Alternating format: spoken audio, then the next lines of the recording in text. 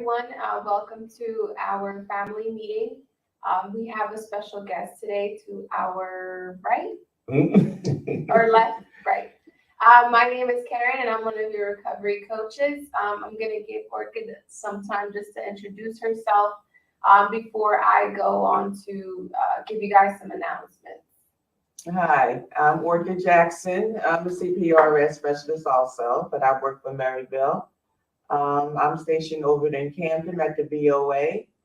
I've been doing this for a few years now, or many years now, and I enjoy the work that I do. I enjoy saving lives and helping people and finding themselves and getting themselves back together again. All right, my name is Michael. I'm one of the Grateful Recovery Coaches here at Capital Recovery Center. And likewise, I love to help individuals get themselves back on the path of their recovery. And we're going to have some announcements, and then we're going to go over some topics. Yes, so don't forget about our Recovery on Wheels. This Monday, it's going to be stationed at the Bridgeton Police Department at 330 Fayette Street in Bridgeton. We also have Recovery on Wheels on Wednesday, July 20th. It's going to be at the Trinity First Hope Center in Millville. Yeah, Bill. Yep, both times from 10 to 2. And don't forget, you can always come down there and get some information for your loved ones if you can't get them to come. Come down there and retrieve some information. And then there's always a window of opportunity with people who struggle with substance disorder. So you never know. The day you get the literature to them or talk to them, that might be the time that they want to start the process. And like always, don't forget about our meetings that we host on Tuesdays. On Tuesdays, we have our coffee and conversation at 2, our men in training at 5, and our Gratitude Tuesday at 7, and our all recovery meetings every Thursday at 1 p.m. All right. So today, at every third Saturday, we come and we try to talk about something like something that's dealing with family or the family dynamic. And the reason why it's so important is because most people believe that the person with the substance use issue is the only thing that needs to be addressed. Or, you know, the other people get slighted, they don't get paid attention to. My personal story is my wife, every time I would go to rehab and come home, I would come home and she would start talking about all the things that I did when I was actively using. And then the last rehab I was in, they had a family group. And in the family group, she would be talking to them. And in that family group, to her amazement, that they didn't want to hear anything about me. They wanted to know what's up with you. So she like, no, she couldn't wait to go to the meeting. But when she went to the meeting and they said, so what's going on with you? She started talking about me. And they said, no. What's going on when he comes home, you know? And that part was the missing ingredient to help in my recovery process, the family dynamic. My children was affected, everybody, you know what I mean? And a lot of times, sometimes we just don't understand that relationship. Mm-hmm. All right, what's up, Mr. Kelly? Let's give some shout outs to some people on here. We got Mr. James, my man, Mr. Kane, he's on here. Mr. Kelly, what's up, Mr. Collins? How you doing? Thanks for tuning in. We got a whole bunch of people logging on here. All right, so today we're going to go through some of this handout, the 4 horsemen and the antidotes. And you want to give us a preview of it? Yeah, so this was provided by therapistaid.com, and it's the 4 horsemen was to help how to identify some flaws in communication. So we're going to go over the issue, and it gives you a little solution on how to go about certain scenarios. And this is something that a lot of us have to keep in consideration, because a lot of times the problems in the family dynamic is just the discussion and the things, how to do it, when to say it, you know, All those things are very important, and they can make a big difference, not only in the person who struggled with the substance use, but in the loved one's life as well. Can take some burdens from them. So we'll go over them, and then we'll give you like the antidote. We'll read one, and then we'll elaborate and give you our personal insights if anything sparks us. You want to read the first one? Criticism. Yes, criticism. Dealing with problems through harsh, blaming, or hurtful expressions of judgment or disapproval. Bullet point 1 focuses on perceived personal flaws rather than changeable behaviors, often met with defensiveness, such as, "This kitchen is a mess. You're such a slob." Yo, like this is like the first part she was saying about focus on perceived personal flaws. You focus on perceived personal flaws rather than the changeable behaviors. Remember, I said that when I would come from rehabilitation, my wife would tell me about everything that I did wrong when I was actively used. She was so focused on that. That she didn't even realize that it was changeable behaviors that were available. But when you stay on the criticism side, that's not going to solve a family problem. It's not going to. I don't care how many times you tell somebody about their particular situation, it's not going to solve it. So for that one, we have an antidote for that one, and that's gentle startup. Dealing with problems in a calm and gentle way. The focus is on the problem, not the person. You know what I mean? That's why, a lot of times be like, you're at it, instead of, a person who struggled with something. So save the discussion for the appropriate time. This is very key. If you have the particular situation, problem, it's an appropriate time to discuss it. It's just if you just got off work, you've been busting your butt, and you come in the house and somebody you want to talk. You still got your bag in your hand, right? You ain't even put the bag down. It's not the right time. So no matter what the problem is, it's not going to get addressed right now. So you got to focus on the appropriate time and use warm body language and tone of voice. Body language, tone of voice is something in a person's body language. You can tell when somebody's really not trying to hear it. Like you can tell. And that's why it's a preference to wait for the appropriate time to discuss it, because if you're like in the moment, you're gonna act out of impulse, out of like whatever you're feeling at that time. But if you wait for the appropriate time, then I feel like you're a little bit more calm and you've evaluated the situation a little bit better.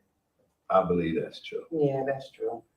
And it says use I statements. I feel frustrated when dirty dishes are left in the sink. All right, now I know. Could you please do the dishes tonight instead of throwing them away? But listen, my Tupperware bowl. Oh, you wanted that? Listen. So the gentle startup. So if you have the criticism, the kitchen is a mess. You're a slob. Not gonna solve anything. I feel frustrated when the dishes are left in the sink. Could you please do the dishes tonight? That's a totally different way to get something done. This is not just in a situation in the kitchen, but in any situation that's dealing in a family dynamic. You can't focus on that one situation. You got to try to find the right time to say it. Mm-hmm. When we were in a family, in the counseling, in clinical, it's always, I tell all my clients all the time, you want your family to be a part of your treatment process. And they'd be like, wow. I'd be like, I'm telling you, you want to, because some of them don't be educated what they're going through. Mm-hmm. And they have the heart to want to help the person that's struggling. But if they're not educated and they're acting differently towards them, then you can't really hold them accountable. They don't know. They just see you using drugs. And my wife used to say, just stop. She's like, oh, I never thought about that one. Yeah. That's true. Next. The next one is defensiveness. it is deflecting responsibility from your own mistakes and behaviors or refusing to accept feedback. Nice. So making excuses for behavior and shift blaming to your partner, such as, it isn't my fault I yelled, you were late, not me. Right. And then when you think about making excuses for your behavior or shifting blame to your partner, like the reason why I do this is because of you, right? Then, which is totally a lie, but it'll at least give you some time to think about another lie. Because they're going to respond. They're going to be responding like, man, this joker definitely lost his mind. But you got to understand the defensiveness, deflecting responsibility for your own mistakes and behaviors or refusing to accept feedback. That's one of the things that is on the Four Horsemen side. So let's be taking responsibility, Ms. Orchard. Take responsibility. Own up to your behavior without blaming others. Avoid taking feedback personally. Use feedback as an opportunity to improve. Show remorse and apologize. I shouldn't have raised my voice. I'm sorry. Good. Taking responsibility, man. Man, this is so good. In every situation, again, we want to key in on in the family dynamic, just because the person, if you want to point him out or her out with the substance use, everybody has to take responsibility for their part, right? Because ultimately, I remember being in some situations and my wife would take me to the NA meetings, right? And at some point in time, during the process of me going to these meetings, I started saying, man, I'm not going. And she was making, donuts and coffee, taking them to the meetings, trying to support me, right? And then I'll never forget, one day she was going out the door. I was on the couch and she said, you going to meeting? I said, no. And she walked out the door and came back and said, oh, wow, I'm going, right? She had to take responsibility that if it was something about being enabled, if you enabling me to just be, a family member had to take responsibility on their part. Are you keep enabling them to not even want to go get help? Right. Because sometimes family members be like, no, I don't want them to die out there, so I let them come in my house and do it.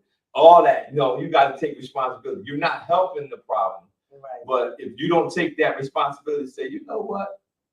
If the person was going to go out there and do something and possibly die, which is a chance every time you use, it's going to be that way no matter if you let them come in the house or outside. Right. And I used to tell some parents, I said, I got to be honest with you.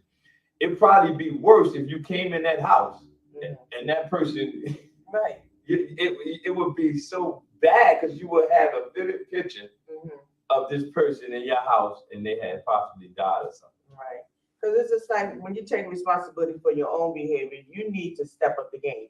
If you can take and follow rules at a job, how come you can't follow rules in your home? Yeah. That's what gets me. Follow the rules. Yeah. Everybody has it. Right. It's the rules is everywhere you go at. You can't avoid it. You cannot avoid it. So don't think that your home is any different. Yeah. If your mom say no drinking in the house, don't drink in the house. That's right. And it's tough, cause and that type of environment. At my house, we don't have smoking and drinking, obviously, at my house, right? So when people who still do those things, right? We have family members that still smoke and drink, right? They know, right? When they come into our house for something, they say, well, we need to do everything we're going to do. Right. Outside. Yeah, they are, but they already know, and they took responsibility. Like we don't have to put up an argument with them. Right. When we already know we have to take this responsibility on ourselves, do whatever we're going to do in our cars before we come, around the corner, whatever. But they didn't have to get into a debate about the rules that we have in our home. And that's also like respecting your boundaries that you've established around your home. Yeah. Right. And that's all part of, and like you said, you don't say it's a challenge for you because you do it at work. Right. you follow the rules at work. And it's not you unemployed. Yeah. Or you won't be working there. That's right. So I like it right here. It says, avoid taking feedback personally. And that's very challenging in any arena again. Right. Because you can get feedback and somebody giving you feedback, but don't take it personally, especially if they trying to help you. You know what I mean? Miss Heaton, our supervisor, she likes the sandwich. She'll tell you something good. Mike, you forgot to put this in the chart, and you didn't call it. Boom. She said, "You're doing great, though." I said, "Miss Dawn, you just sandwiched me." She said, "What? You gave me one bread, hit me with the brown, and then put another bread on top." I said, "All right," but I don't take it personal because I use those situations to grow. So avoid taking feedback personally, and then look, like I just said it, use feedback as an opportunity to improve. Right. So when you're thinking about it, when somebody giving you feedback, I was seeing a person and they was in a certain area, and I said, "Yo, I know you early in your recovery and everything in the process." I said, "This is my own personal recommendation. I wouldn't hang out right there." Right. Now you got the choice to take that personally, or you can use that feedback as an opportunity to grow or to improve yourself in your recovery walk. Right. And thankfully, he said, "You know, I think that you're right about that." Right. Because I'm over here, I'm really just talking to this person. I'm not doing anything, but the environment you put yourself in is just. That's what I be saying. When as soon as you say that, but why? But why? Because if they're not helping you with your recovery or understanding your recovery, no. Because they gonna still do them. Absolutely. And you're gonna be tempted sooner or later. Yeah. No, I'm not trusting. Yeah. And once you start asking that why, instead of just saying, "Okay, I thank you," Right. You already trying to give yourself a reason to stay. There you go. Yeah, Yeah, I'm trying to talk myself into staying here. Right. When the same advice I give individuals is the same advice that mentors gave me, sponsors gave me. That's the same advice, you know. So the next one is contempt. It says showing anger, disgust, or hostility towards your partner or family member, using put downs or insults, acting superior to your partner, using a mocking or sarcastic tone. So when you using put downs or insults, this happens a lot in again, we talking about the family dynamic, but we talking about overall. A lot of times people will try to put people down to make themselves feel better. And I didn't understand that until later in life. Like, I wonder why they talk to me like that. Then I realized, oh, you was putting me down to try to make yourself feel better. Yeah, you out here, you gonna be a drug addict, you this, you're a criminal, you know. I said, oh, they didn't feel good about themselves, so they put that down. Or they use mocking or sarcasm. Sarcasm is a big one. It's like a reflection of your own personal insecurities. Right. That's exactly what that is. And you reflect it. Is it reflecting? Yeah, Yeah, you project you reflected on them, but it's really your issue. And that's what happens. That's the part that people just use mocking or sarcasm, that type of tone. And it's now, I mean, it is challenging to get to that part. I have grown to that part to realize that's your issue. It's not really something. Right. So when I see them doing it, I said, oh, okay. So right. Then the great part about it is you don't have to know why they have the issue. Right. Just recognize that what they're doing is not your issue. Right. Go ahead, Ms. Orkin. Share fondness and admiration. Foster a healthy relationship by regularly showing each other respect and appreciation. Show affection. Recognize your partner's strength. Give compliments. Recognize your partner's strengths, which is awesome, because you can go further when you recognize that this person is strong in that area. I do it all the time. I say, "Tag, I'm not good in that area, but this person is." But you know what? If we're on the same team, it's good. Right. It's like, man, this person already had. I did that yesterday. I had brought a guy in. I told him, I promised him all this stuff I was going to help him with. Right? I ain't helping with none of it. She did. That's a shame. Right? I told her this. I told him, I said, "This, I got a nice cake for you. Right. I'm gonna cut it. I'm gonna put some candles on." When he got here, she gave him the cake, cut it, and put the candles on. But see, we on the same team. I knew that what he needed, she can get it done, even though I don't have to be good in all those areas. If I know somebody that can do it, all I gotta do is make sure they have the available. Do you have the time to do it? And you know what I mean? Can this person come on their available time? And that's what I do. So that says recognize your partner's strength. So that's just in every situation. You recognize this person is strong in that area. Don't worry about it. It's okay. And then it says give compliments. You know what I mean? You want to give people compliments. Some people need compliments more than others. It's a proven fact. Some people need that a girl, that a boy, more than other people. And that's all right, right? But some people probably need it once, you know, and they go, they be right Off to the races. yeah. So share fondness and admiration. So you want to do that. That's a good antidote all the time. Right. It is. Instead of criticism.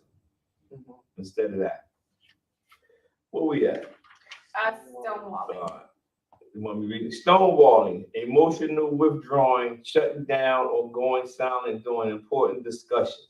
Often a response to feeling overwhelmed, used to avoid difficult discussions or problems, or underlying problems go unresolved. They swept under the rug. They're gonna be right there when you get home. That's right. I don't want to talk about it. I don't want to discuss it. Just leave it alone. Just leave it alone. Yeah, when we going to it's all right, it's all right. It's not all right. No, nothing's not all right. Yeah. So often is a response to feeling overwhelmed. Sometimes when you get overwhelmed, you push stuff off. You know. That's why I was just mentioning. I said I've grown to be very good at self-care. Like I know when, even if nobody else knows it, I'll be like, no, I gotta take a break. Right. Like I know I gotta take a break. Like I gotta, even if I'm sitting home and doing nothing, I gotta take a break. So it's used to avoid difficult discussions or problems. When it's something that needs to be discussed in the family dynamic or in your own personal life or on your job, like we were saying, you can't keep putting it off. It just so I remember somebody said, just because you don't want to address something doesn't mean it doesn't exist. Right. Just because you don't want to address it, don't mean it ain't present. It's there, and you gotta find the right time. Remember, we was talking about that, the appropriate time to have this big discussion, and we can't keep just putting it off. It's just like know your battles. Know when to and know when not to. Know when to speak and when not to speak. Yeah. Because sometimes if you go in it while you're in that feeling, you might say the wrong thing. That's true. And then sometimes the wrong thing could be something you can't take back. Yeah. So know when to say it and know when not to say it. You have to know that that's called processing it at the right time. Because if you know when to do it, when not to do it, if a person if your emotions, my wife and I say it all the time. We all have emotions. Every person, every human being. I said we just got to remember, don't make emotional decisions. Like whatever that emotion is, like, okay, let me just get a day. Let me wake up tomorrow. If you make a lot of emotional decisions, be wrong. Right. Then you spend another month trying to correct it. That's right. That's right. You got to make sure you right time and process. Go ahead. So I was going to say stonewalling also creates like this pile of conflict, and then eventually it just keeps getting higher and higher to the point where you're just exploding because you're so overwhelmed with all the underlying issues that were not resolved. So that's why it's not good to stonewall. Let's use self-soothing. Go ahead, Ms. Boyd. Use relaxation techniques to calm down and stay present with your partner. Agree to pause the conversation briefly. Use deep breathing. Use progressive muscle relaxation. Always agree to pause the conversation. Right. Pause. Just stop. Just stop. That's my favorite thing. Pull over, pause, and pause. Hold on, man. Because your thoughts and stuff. Remember, we talking about how we respond to stuff. We might have, are we being critical, or are we using the right words at the right time? Right. And a lot of times, all you have to do is pause to reflect on it. Like, you know what? Maybe it'd be a different time if I did this later, after they calm down, or probably tomorrow. It might not even take you to wait all day. Right. You know what I'm saying? You might get do it later that evening, but you definitely have to take a break and pause and think about the conversation briefly, and never be in a situation where somebody says something, you lock and loaded with your response. Right. I'm ready to go. I'm about to fire. You ain't hear nothing. You making sure you don't forget that thought. Like, are you done? You done? It's because you're ready. You're like getting like just to react. Yeah, that's funny because Kevin Hart was saying that in his comic, it's one of his skits. He's like, "You done? You done? You done?" Because he was ready to respond instead of processing everything that took place. And that's using self-soothing things, relaxation. Remember, one of the things that I said a lot that we have in our house that God is a bay window with pictures and flowers. There's no clock in there. If you mess around, there's no phone in there, no chargers in there.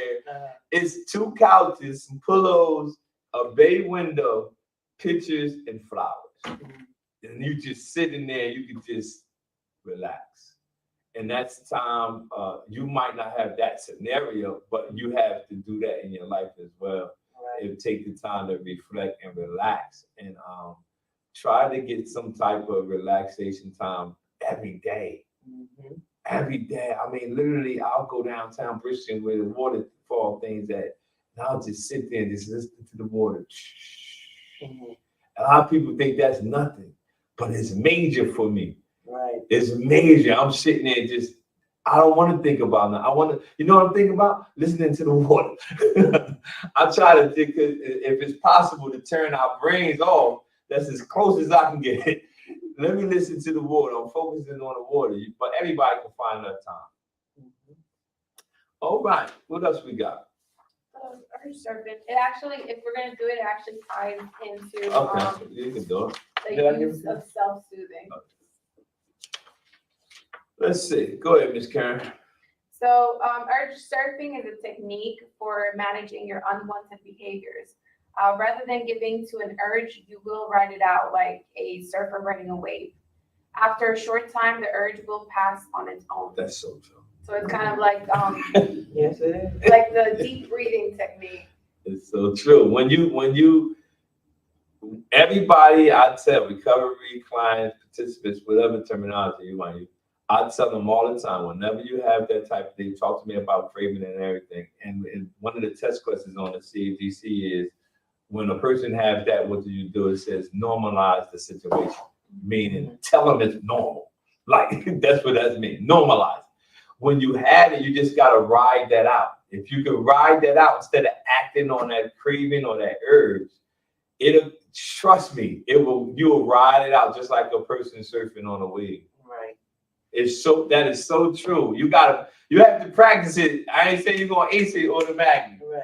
But the more I did it, this is not just with substance, this is with everything. The doctor might tell you can't have this. I remember I went to the doctor and they were talking about heart and all this stuff. I said, oh man, I'm good at discipline. Once you got to tell me I'm dying. So that's it. All right, I lock and load on it. So he said, yeah, you cut down on this, cut down on that. I said, all right. So I put myself on a strict diet with red meat, in regards to red meat, right? And I was having the thoughts of, man, I'm going to go get me a couple of these burgers, right? I said, man, I got to ride this one out. But as soon as I just let the thought keep going, I got past that hurdle. Again, it's not just with a substance. This is in any area of our lives. When you have the craving to do something, especially when it's related to something with health, you like, I know I got to get more discipline in this area. I tell people all the time, I think you could have prevented that if you would have got disciplined when you should have. I just believe so, but we don't tend to be disciplined in those areas. It's just like when people want to argue, if you are quick to snap from every word that come out of somebody's mouth, that exhilarates. Yeah. Because like we just had a client over the weekend just went off. He went off on everybody. Mm. And all I can say was, Lord, give me the strength. Give me the strength. Put the words in my mouth that I may speak. Just give me the strength. Because, you know, if the old me was to come back out, Yeah. you know, that would have exhilarated the Fine. thing more going on. So I was like, Lord, just give me strength. Keep me quiet. Put the words in my mouth. You know. Yeah, because you could do wood in it. Right. That wasn't gonna help nobody. No, it wouldn't. Because with people in addiction, you got to know how to handle them behaviors and them attitudes because they're gonna speak their speak. Yeah. You know, so Patience. Right. You're definitely That's gonna have patience. to have patience because Yes. you're gonna have to let them understand. I wouldn't advise you to get in the field with helping people with addiction if you You don't don't got no develop patience. patience. That's No, right. because you're gonna be like, they're gonna call you, They're gonna you're try. gonna help them, and then you're gonna be like, man, you called me today, you didn't go yesterday. Yes, it's okay. You gotta understand. You're gonna have to have patience. Yes. You're gonna need that. All right, go ahead, Miss Karen. So this technique can be used to stop or reduce drug and alcohol use. Emotional reactions such as blowing up when angry, gambling, and other unwanted behaviors. Nice. So intensity of urge. So the trigger, it says, So like Go ahead. imagine picture a wave, right? And then the first one is gonna be the trigger, so the start of the wave. So you can Go ahead. So an urge is triggered by a person, place, thought, feeling, or something else. So now, you know, I've mentioned it a lot, that I used to go to Atlantic City and I will go past this house that I used to get high in. Now I'm totally focused on my recovery. As soon as I see that house, my stomach like, I'm like, oh my goodness. So I had the urge, or the house triggered me to have the thought or the craving, the house, seeing the house. I couldn't wait for them to tear the house down. But the seeing the house triggered it. And that happens with a lot of different situations. And then the trigger, it says it rise. The urge become more intense. This may happen gradually or very suddenly. So I will go down, and it took me a while to get here. I will go down to this. I had to go do something positive.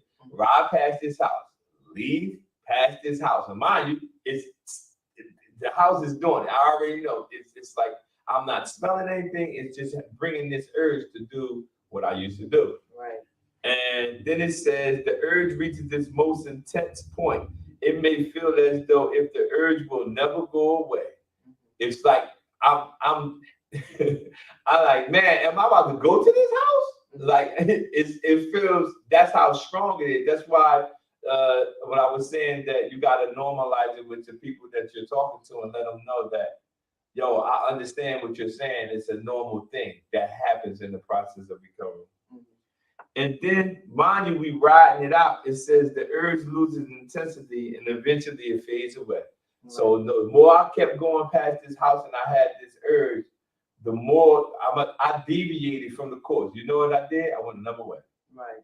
Instead of going past, so I said, hold on. I'm riding past literally, and I'm feeling this urge. I said, man, why don't I go down another street? Right, that's all. Change your direction. And that's what I did. I was like, man, I could just go down that street. So instead of riding past the house, I went around it. But you see how I had to ride that out? I didn't just say, you know what, let me go in this house and tell them about this recovery program. I know what they need. Right. Let me go in this house and tell them about Captain Recovery Center. You know, no, I didn't do that. I rode the wave out, and that's exactly what you got to do. Let's look at how to practice urge searching. Acknowledge you are having it. Right. That's a big point. I was not in denial about, man, my stomach is bubbling. Like I'm literally thinking, right? So you have to acknowledge. I always use a phrase, tell on it. When you having the urge or desire to do something, you gotta find somebody that you can tell on. Right. Go ahead, Mr. Michael. Notice your thoughts and feelings without trying to change or suppress them. No, it is normal to feel some discomfort during the urge. That's exactly what they taught us in school. You gotta normalize. It's normal. It's normal. Don't panic. Don't think something wrong with you. This is a normal experience. And I said, wow, I learned that in school that you tell them, yo, it's a normal feeling. You feeling that? Yeah, that's a normal feeling that you feel. Go ahead. Remind yourself, it's okay to have urges. They are natural reactions to addictions and habits. Wow. Yeah, you're not a robot, so you're gonna have feelings. Some discomfort is okay. I don't have to change it. An urge is a feeling, not a must. I can have this feeling and choose not to act, like Mike. I told you. Chose not to go inside that house. I had the feeling, and you know, all this is so true. I acknowledged it. Like I feel this way. I see this house and it's making me feel this way. And I did not act on it though. I didn't, you know what I mean? You don't have to, you just had to ride. I just had to ride it out. An urge is temporary, like any other feeling. It will pass on its own. Yo, It will. You gotta ride that thing out. Most people go back to relapse. Right there. As soon as they get the urge, I'm going back to it. I gotta follow the urge. Yeah. Other skills, you want to read? Managing triggers. Use coping skills to reduce the power of triggers. Know your triggers ahead of time and have a strategy or skill prepared for each one. Examples: deep breathing if stressed, eating if hungry, leaving a location if it is high risk. I'm telling you, boy, I ain't even read this paper, but I live this. I know this is right because this is exactly what you have to do. You have to know your triggers, and then you have to be have a strategy. My strategy was I'm going down another street. I know my trigger. That house is triggering me. I know it. I gotta have a strategy. So I said, next time I come to Atlantic City, instead of going down the street the house on, I'm gonna go the street the other way. So you had to. I know my trigger. You have to know yours. And then you have to have a strategy to counteract that trigger. Delay and distraction. Do something to take your mind off the urge. This is another strategy I used to do. I used to call my friends when I had urges early in recovery, and I would call my friends to talk about football. Never told them I had an urge. Yeah, it was a distraction. I would be like, yo, man, I can't believe them Niners did that, man. He'd be like, man, them bums, man, the Eagles is with, right? But once we started that conversation, the urge I had, it distracted the whole thing. I said, man, and I'm telling y'all something that I learned. I had to practice doing it. I'll call somebody and just ask, man, you see the Eagles picked up y'all bums, you know, and they gonna go in off of that, right? But once we got that discussion, I never told them I was having the urge to want to go use. But this is so I distracted it. You have to do the same thing. That's right. Every minute you delay increases the chance of the urge to weaken on its own. Man, that's so true. So while you're being distracted, the wave is riding out in the background. Yeah, it's gone. All right. Lastly, example, go for a walk, listen to music. Call a friend. You see, call a friend. I told you, I used to call a friend and talk about football. And I was like, man, what happened to I don't know where it went, but it's gone. Oh man, this is good stuff. Urge surfing is a good topic, man. Again, remember we were just giving y'all some pointers and keys that you can use in your recovery process. Not just the person that struggled with the substance use disorder, but the family dynamic as well. All these tips you can always use, and there's a lot more. We were just giving you something that you'll be able to resort to at a later date. Again, my name is Michael. I'm a grateful recovery coach at Capital Recovery Center. Do we got any more? No, that's it, right? Yeah. So again, every third Saturday, we want to thank our guests for coming in with us and sharing with us about these situations. And I pray that you will use the video and share the video with individuals who you might know that's struggling with something, or a family member, a loved one, anybody. You know, you can share this video and they can watch it at a later date. All right. We see you guys later. Thanks for having me.